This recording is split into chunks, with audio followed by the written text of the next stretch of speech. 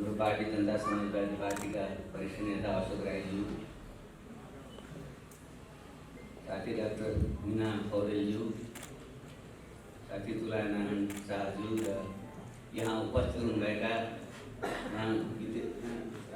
गइसक्नु भएको हुनाले मैले उहाँलाई सम्बोधन गरेँ, उहाँहरूमा आभारी छु। र यहाँ उपस्थित हुनुभएका सम्पूर्ण महानुभावहरू र पत्रकार साथीहरू, यहाँ सबैलाई हार्दिक अभिवादन, नमस्कार। सबभन्दा पहिले म यहाँहरूलाई आभार व्यक्त गर्न चाहन्छु। यो पुस्तकको लोकार्पण कार्यक्रम यहाँ सबैजना उपस्थित भइदिनु भयो र विशेषतः मेरा अन्य मित्र कमल प्रचण्डप्रति म विशेष आभार व्यक्त गर्न चाहन्छु।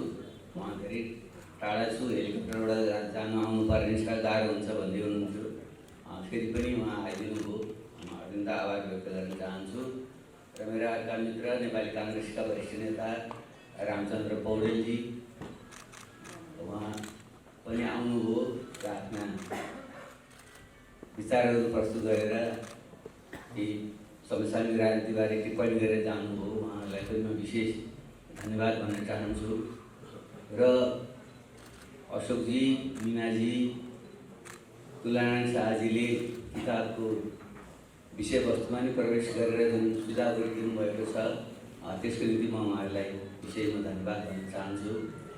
र साथै यो पुस्तक यी पुराना मेरो 2038 सालदेखि 2075 सालसम्मका लेखहरूका अनुभूति र अनुभवजन्य भावनात्मक प्रकृतिका लेखहरू कुनै एउटा मूलतः यो संस्मरणात्मक र अनुभूतिजन्य लेखहरूको सङ्कलन भएको हुनाले यसमा त्यसैका छनौट गरेर यसलाई यसमा प्रस्तुत गर्न मित्र राजु छेत्री र विश्वदीप पाण्डेले जुन भूमिका निर्वाह गर्नुभयो सम्पादन गर्न र सङ्कलन गर्न, उहाँहरूप्रति म विशेष आभारी छु।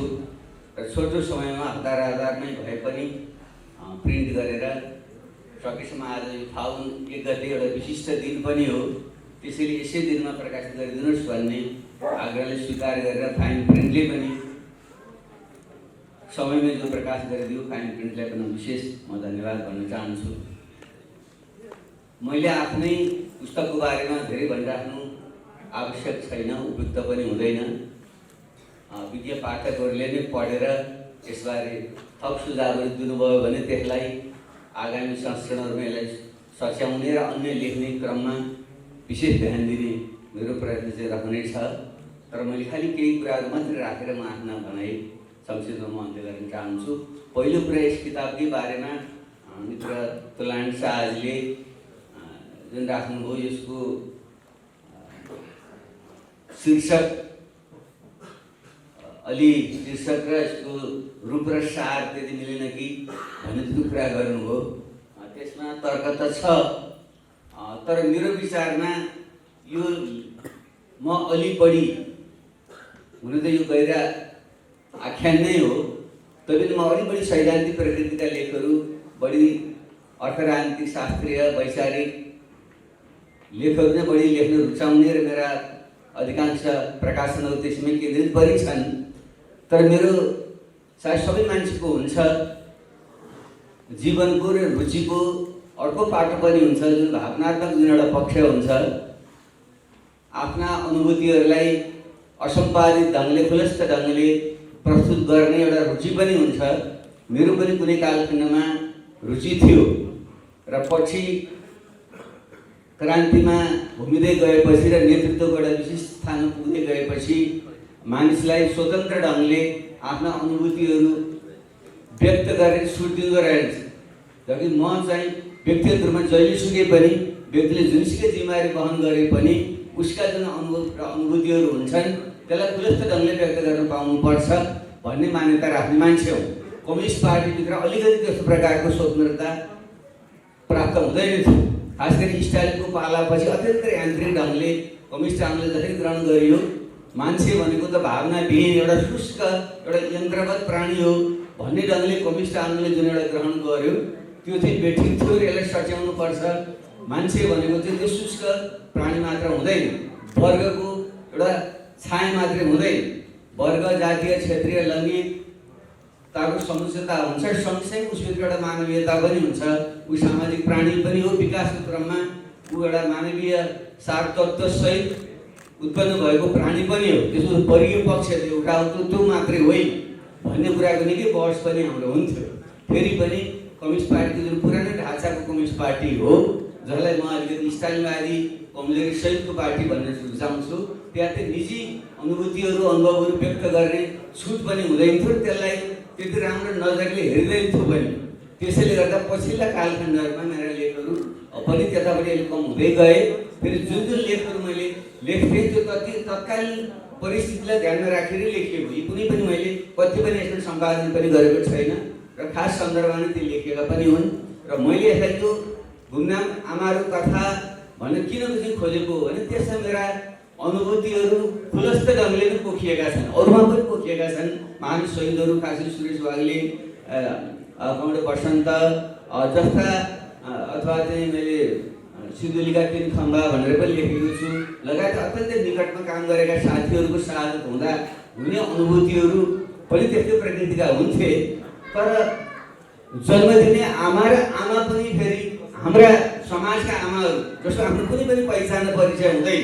मलाई लाग्छ नेपालको बहुसङ्ख्यक आमाहरू त्यस्तै प्रकृतिका हुनुहुन्छ। मेरो आमा एउटा साझा कमरेड प्रसन्नका आमालाई मैले देखेको थिएँ, पम्फाजीको आमालाई पनि मैले देखेको छु, भेटेको छु। हामी सबैका आमाहरू त्यस्तै प्रकृतिका हुनुहुन्छ। उहाँको आफ्नो कुनै पनि स्वत पहिचान अलग्गै छैन। आफ्नो पतिबाट बाबुआमा, कसैकी छोरी, कसैकी पत्नी, कसैकी आमा भन्दा उहाँहरूको परिचय चाहिँ हुँदैन। त्यसैले मेरो आमा पूर्ण रूपले निरक्षर हुनुहुन्थ्यो, तर उहाँको अत्यन्त तीक्ष्ण बुद्धिको पनि उहाँ हुनुहुन्थ्यो र उहाँ अहिले सङ्घर्षित चरित्रको पनि हुनुहुन्थ्यो। तर उहाँको आफ्नो कुनै पनि त्यस्तो प्रकारको पहिचान चाहिँ थिएन।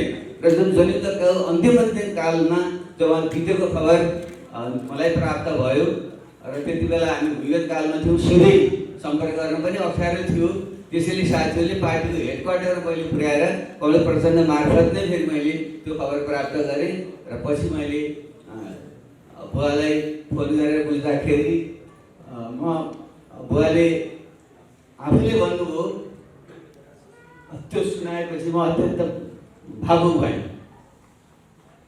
त्यसैले गर्दा त मैले तुरुन्तै यो लेख त्यति बेलै लेखेर मैले कान्तिपुरलाई पठाएको हुँ र त्यहाँ छापियो पनि। त्यही कारणले गर्दा त्यो चाहिँ मेरो एउटा प्रतिनिधिमूलक, मेरो जीवनको, मेरो अन्तरात्माको अथवा मेरो अर्को पाटो जुन छ त्यो त्यहाँ अभिव्यक्त भएको छ भन्ने लागेर नै त्यसले यो जुन अनुभूतिजन्य र संस्मरणात्मक लेखहरूमा त्यसलाई नै शीर्षक राख्नु उपयुक्त हुन्छ भन्ने मलाई पनि लागेको र सम्पादक साथीहरूले पनि त्यसैलाई छनौट चाहिँ गर्नुभएको रहेछ। त्यस अर्थमा पनि यसलाई त्यसरी बुझ्न म आग्रह गर्न चाहन्छु। अर्को तुलाजीले यो मधेस सम्बन्धका शहीदहरू र त्यहाँ बारेमा पनि अलि सूचना भइदिएको हुन्थ्यो। अरू शासक जातिका मानिसहरूले त मधेस लगायतको अवहेलना गरे नै। फेरि म आफै एउटा मधेस, सबै नेपाल भनेको हिमाल पहाड तराई मधेसका मधेसी, थारू, आदिवासी जनजाति, खस, आर्य, महिला, दलित, मुस्लिम सबैको एउटा साझा मुलुक हो र साझा भावना झल्कने गरी पार्टी पनि बन्नुपर्छ, राज्य पनि बन्नुपर्छ भन्ने मान्यता राख्ने मान्छेले तपाईँले पनि कन्डिसन गर्नु गर्नुभयो। यो उहाँले भन्नुभएको ठिकै हो। तर यहाँ समस्या के परिदियो भने यसमा मैले अनुभूतिजन्य मात्रै लेखहरू लेखेको छु। मधेसको बारेमा मैले थुप्रै लेखहरू लेखेको छु। त्यो मेरो छुट्टै एउटा पुस्तक किताब मधेसी मुक्तिको प्रश्न भनेर प्रकाशित छ र त्यहाँ मैले मधेसबारे लेखेका मेरो लेखहरू त्यहाँ छन्। तर अनुभूतिजन्य ढङ्गले लेखिएको रामवृक्ष यादव बारेको चाहिँ जनयुद्धको तयारीकै क्रममा नै उहाँको बारेमा मैले लेखेको थिएँ र पछि जनयुद्धकालमा अरू साथीहरूको बारेमा, अरू शहीदहरूको बारेमा लेखेको छु। खास गरी अजबलाल यादवको मलाई एकदम याद छ र अरू त्यस्ता साथीहरूको बारे पनि लेखेको छु। तर तत्काल त्यहाँ भेटिए विविध कारणले गर्दा त्यसलाई लोकेट गर्न सकिएन, त्यो छुट्न गएको हो। त्यसलाई त्यसरी दिन बुझ्दिन म आग्रह गर्न चाहन्छु। र अरू जहाँ विषयवस्तु साथीहरूले यहाँ राख्नुभयो, वर्गीकरण गरेर त्यहाँ राखिएको छ। एउटा खण्डमा संस्मरणात्मक, भावनात्मक, मेरा जीवनका पक्षका कुराहरू पनि छन्। त्यो पनि मैले जसरी त्यस्तै लेखेको हुँ। र यहाँनिर मैले एउटा कुरा भन्नै पर्छ, तुलाजीले सायद सङ्केत त्यहाँ गर्नुभयो, आफ्ना ससुरा जसलाई मैले नदेखेका धर्मरत्न एमी भनेर मैले लेखेको छु। त्यो विषयको एउटा रोचक प्रसङ्ग चाहिँ मैले यहाँ उल्लेख पनि मैले गर्नुपर्छ, किनकि मेरो जीवनलाई एउटा मोड दिने पाटो पनि त्यो थियो। 1977मा जब म दिल्लीमा स्कुल अफ प्लानिङ र आर्किटेक्चरमा मास्टर्स गर्न चाहिँ आएँ। त्यति बेला हिस्लाजी दोस्रो वर्षमा ग्रेजुएट गर्दै हुनुहुँदो रहेछ र उहाँसँग जुन एउटा अत्यन्त आकस्मिक हुन त मार्क्सवादमा एउटा आवश्यकता र आकस्मिकताको द्वन्द्ववादले पनि परिघटना निर्माण हुन्छ भन्छ। त्यो सायद हाम्रो जीवनको आवश्यकता पनि थियो, नेपाली इतिहासको आवश्यकता पनि थियो, या विशुद्ध आकस्मिकता थियो। जुन परिवेशमा उहाँसँग भेट भयो त्यो चाहिँ मलाई पनि अलिकति रोचक नै लाग्छ।